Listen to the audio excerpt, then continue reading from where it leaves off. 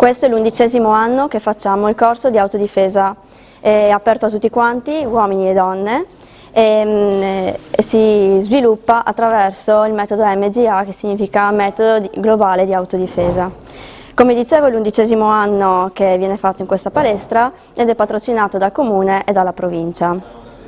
Il corso di autodifesa va a sfruttare le leve e gli squilibri dell'avversario affinché anche persone più deboli possano difendersi di fronte a persone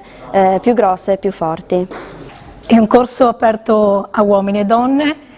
e soprattutto a donne, non solo per imparare le basi per potersi difendere, ma anche solo per capire se ci può essere una situazione di pericolo. Io ho iniziato judo facendo questo corso di difesa e devo dire che solo passeggiando per strada mi sentivo più sicura, perché conoscendo le basi che i nostri maestri ci avevano insegnato, sono quelle piccole tecniche che insomma ti possono aiutare appunto per capire se di fronte ti trovi una persona malintenzionata o semplicemente riconoscere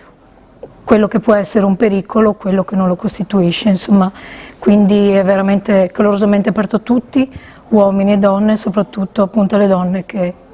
magari con qualche tecnica in più possono riuscire a sfruttare con poca energia le loro conoscenze, che sicuramente qui impareranno. Il corso è gratuito, l'unica incombenza economica sarà il certificato medico che farete dal vostro medico curante. E soprattutto, una volta arrivati qua in palestra, sarà necessario il tesseramento e un'assicurazione nel caso di infortuni dal valore totale di 20 euro. Però il corso si tratta di 8 lezioni, poi c'è la possibilità di prolungare in altre 8 lezioni, si terrà il mercoledì e il venerdì sera qua in questa palestra e sarà completamente gratuito, quindi i nostri insegnanti si metteranno a disposizione e metteranno le loro conoscenze per noi gratuitamente.